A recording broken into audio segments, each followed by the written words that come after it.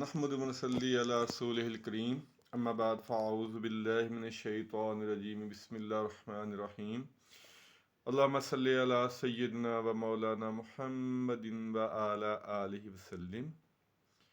حدیث رسول صلی اللہ علیہ وآلہ وسلم چینل پہ آپ سب کو خوش آمدید۔ آج انشاءاللہ تعالی گفتگو ہوگی کہ ایک مسلمان کو قتل کرنے کی کیا سزا ہے۔ یہ بہت اہم مسئلہ ہے اور بہت توجہ طلب ہے۔ تو حدیث کی روشنی میں ہم دیکھتے ہیں کہ مسلمان کو قتل کرنا کتنا برا کام ہے۔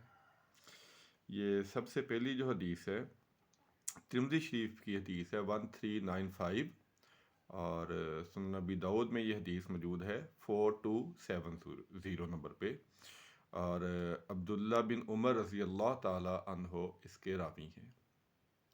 وہ فرماتے ہیں کہ نبی پاک صلی اللہ علیہ وآلہ وسلم نے ارشاد فرمایا کہ دنیا کی بربادی اللہ تعالیٰ کے لیے آسان اور کم تر ہے۔ توجہ سے سنیے گا کہ پوری دنیا کی بربادی اللہ تعالیٰ کے نزدیک آسان ہے اور کم تر ہے ایک مسلمان کے قتل کے ساتھ۔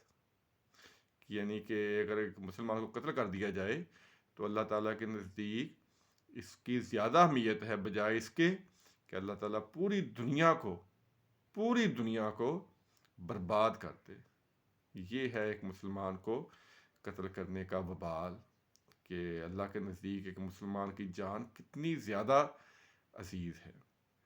اور ایک اور حدیث ہے ابو داؤد میں 4280 نمبر اس کا ہے، اور راوی ہیں ابو درداء رضی اللہ تعالی عنہ، کہ نبی پاک صلی اللہ علیہ وسلم نے ارشاد فرمایا کہ جب تک مومن کسی خون حرام کا ارتکاب نہیں کرتا، یعنی کسی کو قتل نہیں کرتا، تو وہ اطاعت گزاری اور اعمال صالحہ وہ کرنے میں مستعد رہتا ہے، یعنی وہ نیک اعمال کرتا رہتا ہے جب تک کسی خون کا مرتکب نہیں ہوتا، اور جب کسی کو قتل کر دیتا ہے تو وہ سستی اور تھکاوٹ کا شکار ہو جاتا ہے۔ یہ نحوست ہے، کسی مسلمان کا جو قتل کرنا ہے یہ نحوست کا کام ہے۔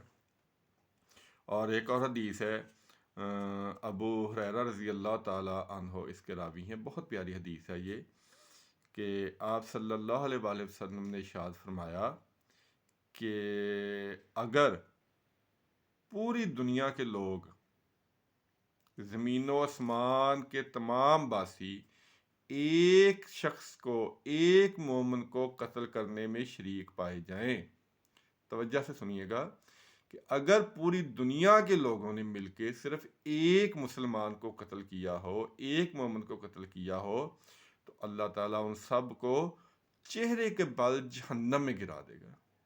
ایک مسلمان کو قتل کرنے کے عوض پوری دنیا کے لوگوں کو اللہ تعالیٰ جہنم میں گرا دے گا۔ یہ ترمذی شریف کی حدیث ہے۔ ہم تو آج کل اللہ تعالیٰ معاف کرے چھوٹی چھوٹی چیزوں پہ انسانوں کو قتل کر دیتے ہیں۔ کسی مسلمان کا جو قتل ہے وہ کسی حال میں جائز نہیں ہے۔ وہ جن حالات میں جائز ہے انشاءاللہ اس کا بیان پھر آگے آئے گا۔ تو ابھی ہم یہ دیکھ رہے ہیں کہ مسلمان کو قتل کرنے کا کیا وبال ہے۔ ترمذی شریف کی حدیث ہے 1414 نمبر ہے، اور راوی ہیں انس رضی اللہ تعالی عنہ، اور یہی حدیث جو مسلم شریف میں بھی موجود ہے 262 اور 263، کہ نبی پاک صلی اللہ علیہ وسلم نے ارشاد فرمایا جو کبیرہ گناہ ہیں، کبیرہ گناہوں کا آپ صلی اللہ علیہ وسلم نے ارشاد فرمایا کہ اللہ کی نافرمانی، والدین کی نافرمانی، اللہ کے ساتھ شرک کرنا اور قتل، یعنی جو قتل ہے یہ کبیرہ گناہوں میں شامل ہے۔ اور ایک اور حدیث ہے کہ زید بن حارث، اسامہ بن زید رضی اللہ تعالی عنہ اس کے راوی ہیں، بڑی توجہ طلب حدیث ہے یہ بھی۔ مسلم شریف میں 278 نمبر پہ یہ حدیث موجود ہے، 278 مسلم شریف۔ اسامہ بن زید رضی اللہ تعالی عنہ راوی ہیں کہ نبی پاک صلی اللہ علیہ وسلم نے ہمیں ایک قبیلے کی طرف بھیجا جنگ کرنے کے لیے، تو جب جنگ ہو رہی تھی تو میں نے ایک شخص پہ قابو پایا، میرے ساتھ ایک انصاری صحابی بھی تھے. تو جب میں نے اس پہ قابو پا لیا تو اس شخص نے کلمہ پڑھ لیا. تو وہ جب کلمہ پڑھا تو انصاری صحابی اس کو چھوڑ کے ایک سائڈ پہ ہو گئے، لیکن میں نے اس کو قتل کر دیا. تو جب نبی پاک صلی اللہ علیہ وسلم کے پاس ہم واپس آئے تو آپ صلی اللہ علیہ وسلم نے ارشاد فرمایا کہ کیا تو نے کلمہ پڑھنے کے بعد اس کو قتل کر دیا؟ کلمہ پڑھنے کے بعد اس کو قتل کر دیا. آپ نے اتنی دفعہ یہ بات دہرائی کہ میں نے دل میں خیال کیا کاش میں آج ہی مسلمان ہوا ہوتا. یعنی دیکھیں کہ کتنا ایک صحابی کے آپ کتنی سخت وعید کر رہے ہیں کہ کلمہ گو کا جو قتل ہے وہ کسی حال میں بھی جائز نہیں ہے، کسی حال میں بھی جائز نہیں ہے. اللہ اور اس کے رسول کے نزدیک یہ بہت بڑا گناہ ہے. اور یہ جو آگے حدیث آ رہی ہے یہ تو ہمارے معاشرے پہ ماشاءاللہ 1000% فٹ آ رہی ہے.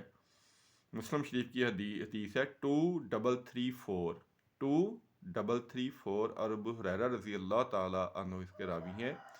توجہ اور غور سے سنیے گا کہ ہم قتل جو کرتے ہیں کس لیے کرتے ہیں. آپ صلی اللہ علیہ وسلم نے ارشاد فرمایا کہ زمین ایک کہہ کرے گی، یعنی الٹی کرے گی زمین قیامت والے دن، اور اس کے جو اندر خزانے ہیں وہ سارے باہر نکال دے گی. سونے اور چاندی کے جواہرات جو ہیں وہ باہر نکال دے گی. تو قاتل کہے گا کہ میں نے ان چیزوں کے لیے ہی، ان چیزوں کو حاصل کرنے کے لیے لوگوں کو قتل کیا تھا. اور قطع رحمی والے کرنے والا کہے گا کہ میں نے اسی چیز کے لالچ میں لوگوں سے قطع رحمی کی تھی، لوگوں سے تعلق توڑ لیا تھا. اور چور کہے گا کہ میں نے یہی چیزیں حاصل کرنے کے لیے چوری کی تھی. لیکن اس دن ان میں سے کوئی چیز بھی حاصل نہیں کر سکے گا. یہ ہے لالچ اور حرص اور ہوس جس کے لیے لوگ قتل کرتے ہیں، قطع رحمی کرتے ہیں. اور چور چوری کرتا ہے لیکن یہ کسی کا ہوتا نہیں ہے. جو حرام مال ہے وہ اللہ معاف کرے اسی طرح ہی جاتا ہے. اور بخاری شریف کی حدیث ہے، نمبر ہے 30، یعنی 30 نمبر کی حدیث ہے بخاری شریف میں یہ. اور ابو بکر رضی اللہ تعالیٰ عنہ اس کے راوی ہیں کہ نبی پاک صلی اللہ علیہ وسلم نے ارشاد فرمایا کہ جو کسی مسلمان کو مارنے کے لیے ہتھیار اٹھائے اور اس کو قتل کر دے تو قاتل اور مقتول دونوں جہنم میں جائیں گے، دونوں جہنم میں جائیں گے. تو ابو بکر رضی اللہ تعالیٰ عنہ کہتے ہیں کہ میں نے پوچھا یا رسول اللہ صلی اللہ علیہ وسلم قاتل تو جائے گا تو مقتول جہنم میں کیوں جائے گا؟ آپ صلی اللہ علیہ وسلم نے فرمایا کہ اس کی بھی تو یہی کوشش تھی کہ میں اپنے بھائی کو قتل کر دوں. یعنی جو قتل کرنا ہے یہ قاتل اور مقتول دونوں کے لیے جائز نہیں ہے، یہ دونوں کو جہنم میں لے جانے والا عمل ہے. قتل ایسی ایک لعنت والی چیز ہے، جہاں تک ہو سکے اس سے بچنا چاہیے.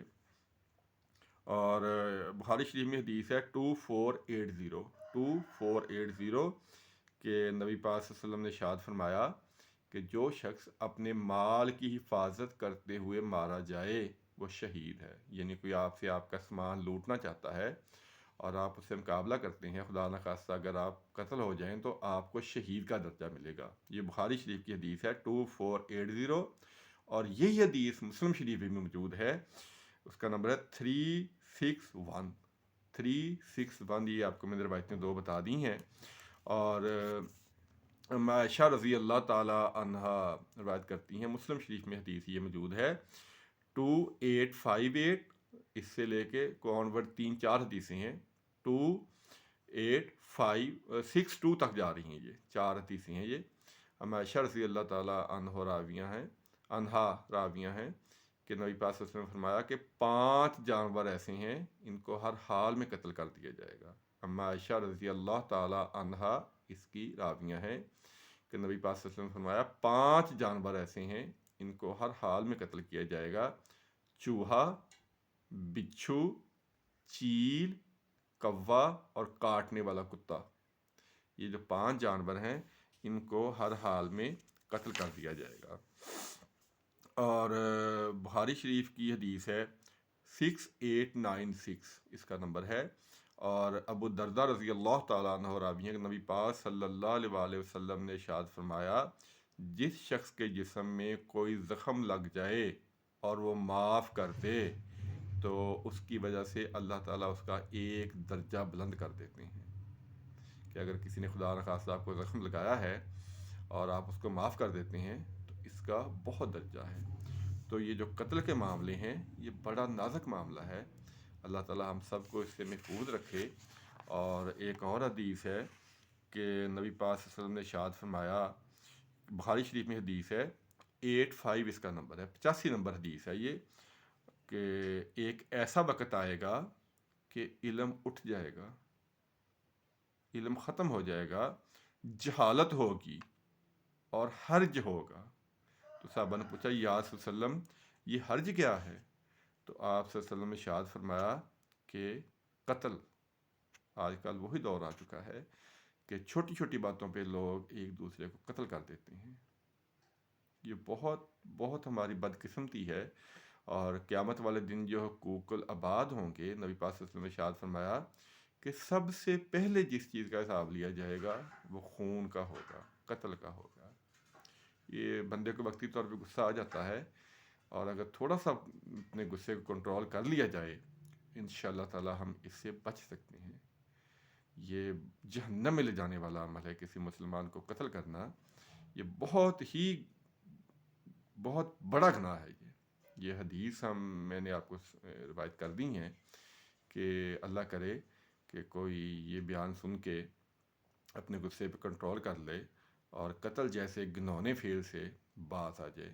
اللہ تعالیٰ سے دعا ہے اللہ تعالیٰ سمجھنے کی توفیق عطا فرمائے. جو بات بات میں کہتا ہوں کہ خدا را حدیث کی کتب کا مطالعہ کریں تاکہ جو ہم گناہ کے کام کر رہے ہیں انشاءاللہ تعالیٰ جب ہم حدیث کی کتب پڑھیں گے تو اللہ تعالیٰ ہمارے دلوں کو ضرور نرم کر دے گا اور ہم ان گناہوں سے بچ جائیں گے. اللہ تعالیٰ شرف قبولیت عطا فرمائے. آمین ثم آمین. السلام علیکم ورحمۃ اللہ وبرکاتہ.